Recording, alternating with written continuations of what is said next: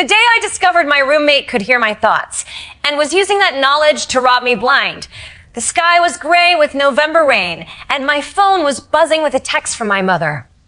Asterisk, Grandpa's surgery is scheduled for next week. The hospital needs the deposit by Friday. Can you transfer the money today? Asterisk, the money point $15,000. An entire semester of financial aid, plus every penny I had saved from my part-time job at the library, plus a small emergency grant from the university's hardship fund. It had taken me 6 months to assemble it piece by painstaking piece, and now it was sitting in my bank account, waiting to be sent to the hospital that was keeping my grandfather alive. I was sitting at my desk in the dormitory room I shared with Blake Ashford, a junior from a wealthy family who had been assigned to me by the university's randomized housing system. Blake was handsome, charming, and effortlessly popular, the kind of student who seemed to glide through life on a cushion of privilege and good genetics. He had been friendly to me from the first day, offering to share his snacks, asking about my classes, insisting that I borrow his spare umbrella when it rained. I had thought he was genuinely kind. I had been wrong. The voice that spoke in my mind was not my own. It was cold and mechanical, like a computer reading aloud from a ledger. And it was coming from Blake. Asterisk, transfer system activated. Target, Noah Chun balance. $15, 042.18. Condition. Target must voluntarily consume food or drink provided by the host. Upon consumption, funds will transfer from Target's account to host's account. Warning. This transfer is irreversible and untraceable by conventional banking systems. Proceed. Asterisk. I froze, my hand hovering over my laptop keyboard. Blake was sitting on his bed across the room, scrolling through his phone, his expression utterly casual. He hadn't spoken. He hadn't moved. But the voice was definitely his. Noah got his financial aid deposit today. Blake's thoughts continued, unaware that I could hear them. Asterisk, perfect timing that I'll test the system on him. If this transfer method works, I'll have enough to buy that designer suit I've been eyeing. Maybe even enough for the watch. Asterisk, the designer suit, my grandfather's life. Blake wanted to steal my grandfather's medical money so he could buy a suit. I felt my blood turn to ice, then to fire. MY hands began to tremble with a fury so intense I had to grip the edge of my desk to steady myself. Blake knew about my grandfather. I had told him weeks ago when he had asked why I worked so many shifts at the library. He had nodded sympathetically and said all the right things. Asterisk, that must be so hard. I hope he gets better soon. Asterisk, and all the while, he had been waiting for the moment when he could drain my account into his own. Asterisk, let's see. How should I approach this? Asterisk, Blake's thoughts churned on, cold and calculating. Asterisk, I need to make it natural. Something he won't suspect to drink. Maybe for some food. I could say it's a thank you for helping me with that assignment last week. He's so trusting. This will be easy. Asterisk. A moment later, Blake stood up and walked to the mini fridge. He pulled out a bottle of ice-cold water, one of the expensive imported brands his parents sent him by the case, and crossed the room to my desk. His smile was warm and genuine looking, the smile of a friend doing a small kindness. Noah, thanks again for helping me grab that package from the mailroom yesterday. Here, have a drink. It's on me. He set the water bottle down on my desk, right next to my laptop. His eyes flickered to my bank account, which was still open on the screen, and a flash of greed sparked in his gaze before he suppressed it. Drink it! His thoughts hissed, the mechanical edge sharpening. Asterisk, drink it right now. The moment that water hits your stomach, your money is mine. Asterisk. I stared at the water bottle. This was the moment. The fulcrum on which everything would turn. I could refuse the water. I could confront Blake. I could demand a room change and report him to the university. But what would that accomplish? He would deny everything. The transfer system was invisible, untraceable, impossible to prove. Blake's family was wealthy and connected. His father sat on the university's board of trustees. If I accused him without ironclad evidence, I would be the one who suffered. No confrontation would not work. What I needed was something far more devastating. Something that would make Blake Ashford regret, for the rest of his life, the day he decided to steal from a boy who was fighting for his grandfather's survival. I reached out slowly and picked up the water bottle. Blake's thoughts erupted in triumph. Asterisk, yes. Drink it. All of it. Asterisk. I unscrewed the cap. I raised the bottle to my lips. And then, very deliberately, I set it back down. Thanks, Blake, I said, my voice calm and even. I'll drink it later. I need to finish this transfer first.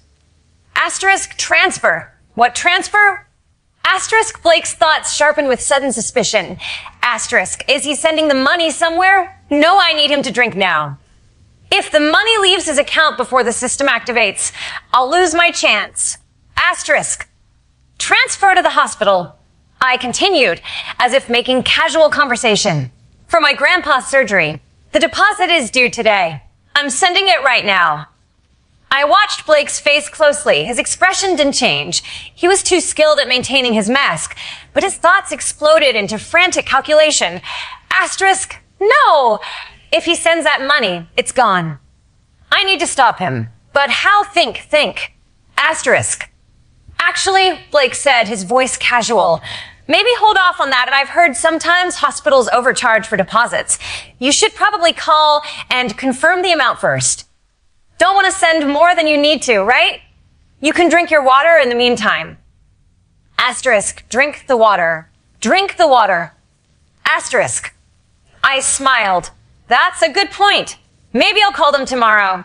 Thanks for the advice, Blake. You're always looking out for me. You idiot, his thoughts raged. Asterisk, just drink the damn water.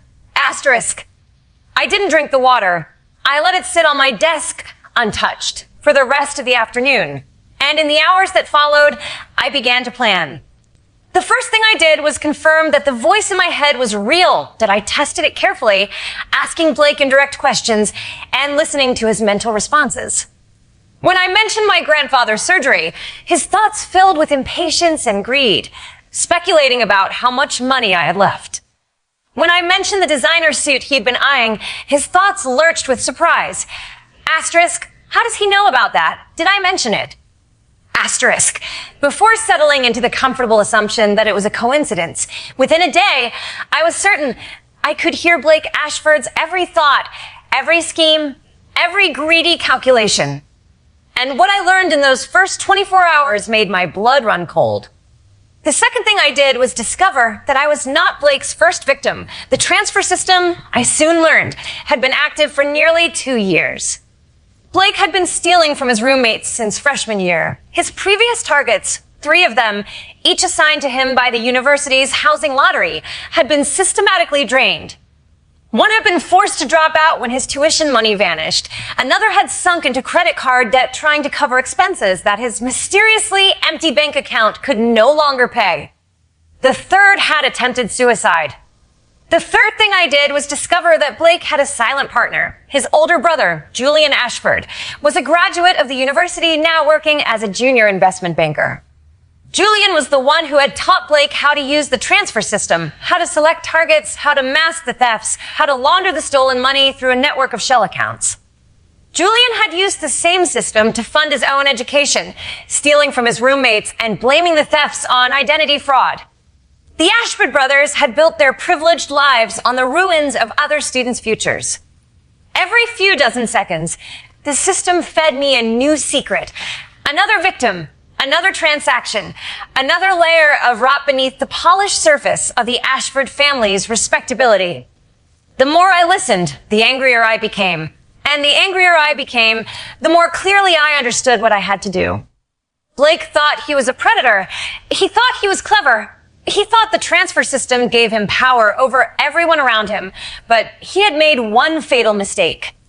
He had targeted someone who could hear his every move, and now that I knew his secrets, I was going to use them to destroy him. Not just Blake, Julian too, the entire Ashford family's rotten legacy.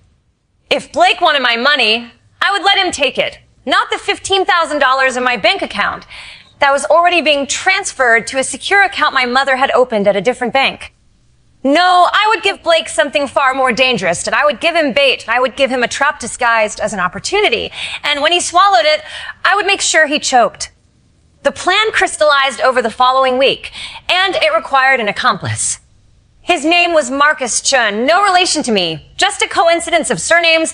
He was a senior, a computer science major with a 4. 0 GPA, a quiet and intense young man who had spent the past 2 years quietly investigating the Ashford family.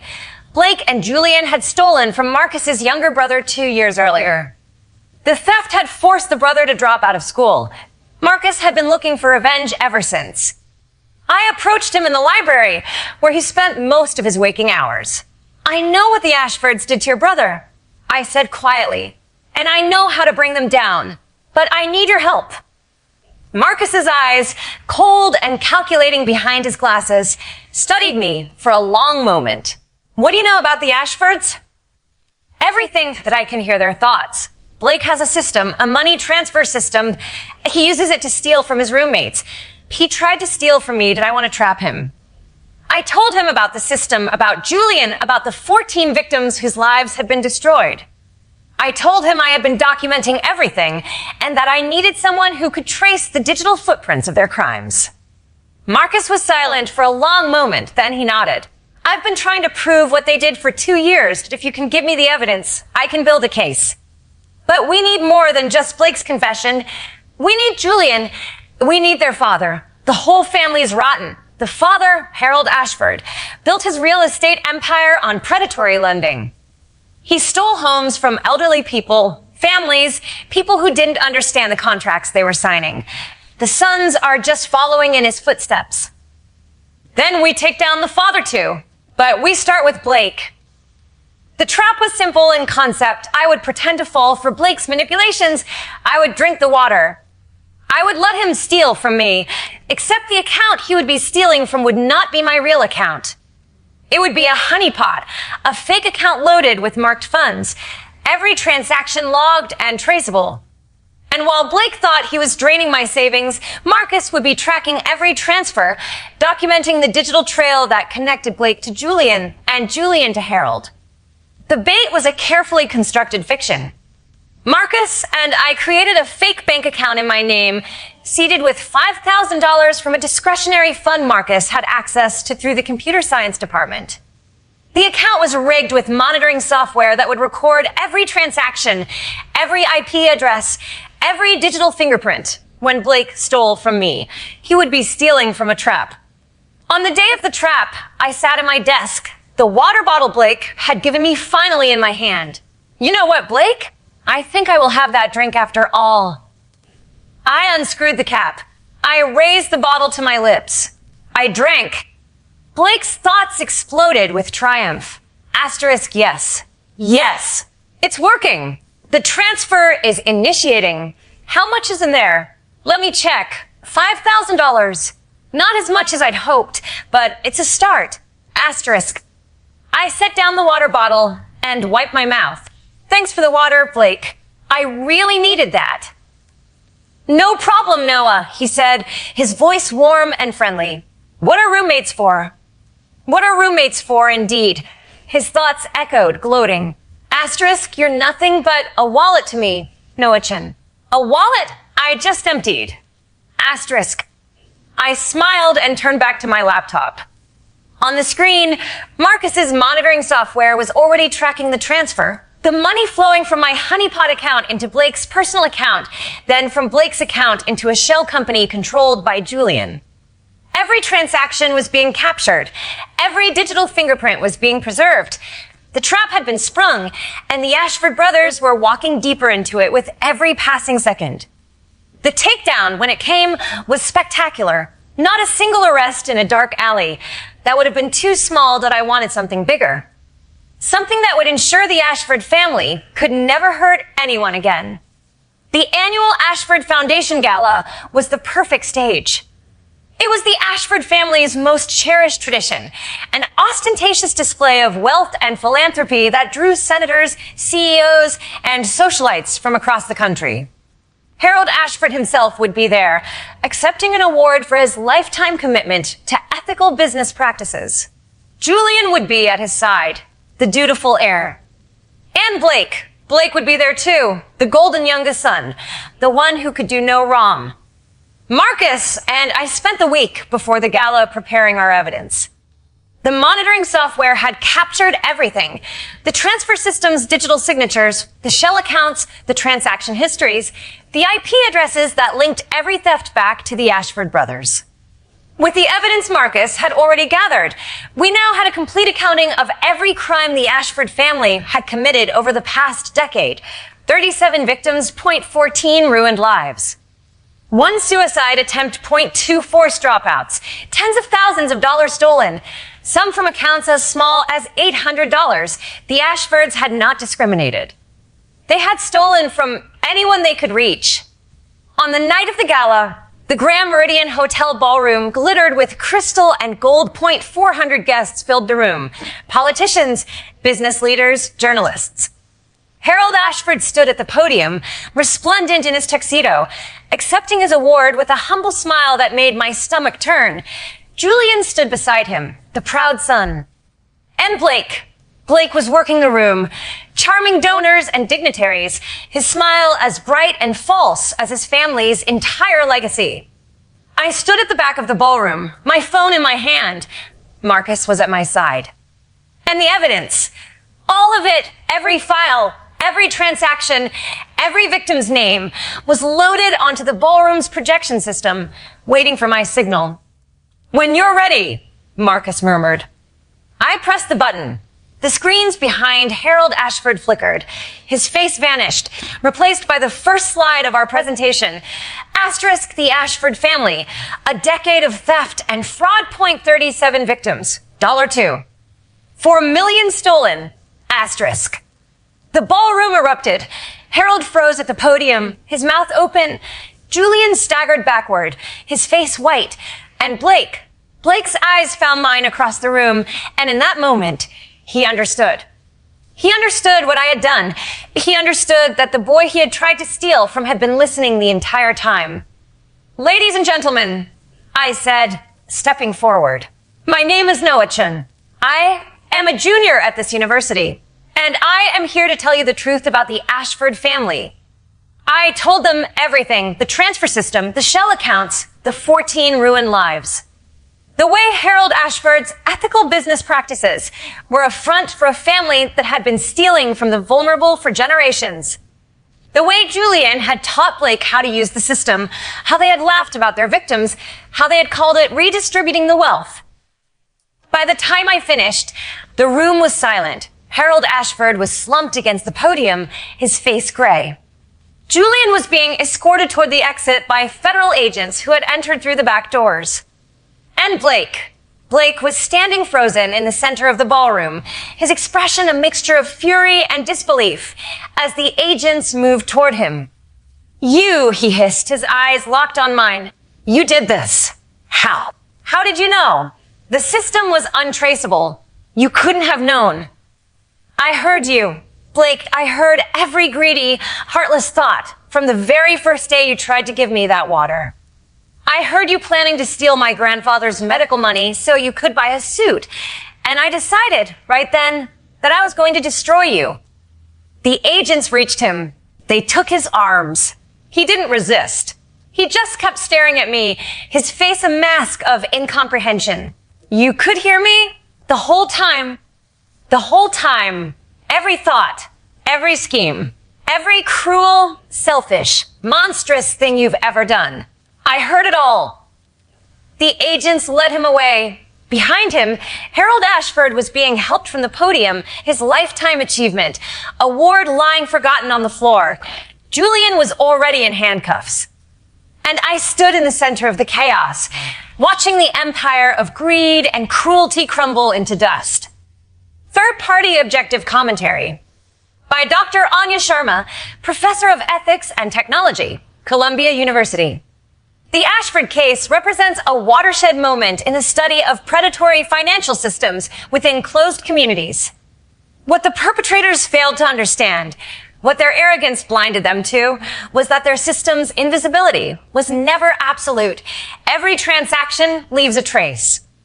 Every digital act creates a fingerprint, and every victim, no matter how powerless they appear, possesses the capacity to fight back.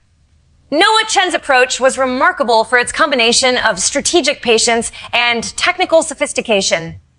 Rather than confronting Blake immediately, which would have allowed the Ashfords to destroy evidence and deploy their considerable legal resources, he allowed the transfer system to activate under controlled conditions. The honeypot account was a masterstroke. IT transformed an attempted theft into documented evidence. The Gala exposure demonstrates a sophisticated understanding of narrative power. By choosing the moment of the family's maximum self-congratulation, the Lifetime Achievement Award ceremony, Noah ensured the exposure would achieve maximum velocity. There would be no quiet settlement, no sealed records, no private apology. The Ashfords' crimes were revealed in front of 400 of the most influential people in the country, including journalists who would ensure the story dominated headlines for weeks. But what I find most compelling about this case is the moral clarity of its protagonist. Noah was offered nothing. No reward, no personal gain, no promise of glory. He acted because he understood that silence in the face of evil is its own form of complicity, and that the only thing necessary for predators to thrive is for good people to look away. He did not look away, and because of his courage, the Ashford family will never steal from anyone again. The trials lasted 2 years. Blake was convicted on 14 counts of theft and fraud, one for each victim whose life he had stolen from. He was sentenced to 12 years in federal prison. Julian, whose crimes were more extensive and whose role as the architect of the scheme was undeniable, received 22 years. Harold Ashford was convicted of conspiracy, fraud, and a dozen other charges related to the family's predatory lending practices. He died of a heart attack before sentencing. The Ashford empire was dissolved, its assets seized and distributed to the victims. The university implemented new housing policies, new financial protections, new systems to prevent anything like this from happening again. And I transferred out of the business program and into criminal justice, and I'm going to spend the rest of my life making sure that people like the Ashfords never get away with what they did. My grandfather had his surgery. He's doing well. He's living with my mother now in a small house near the hospital, and every time I visit, he asks me to tell him the story again. The story of how his grandson took down a family of thieves with nothing but his wits and his refusal to be a victim. I tell it every time, and every time at the end, he smiles and says, "That's my boy." The boy they tried to steal from became the man who destroyed them, and he is just getting started.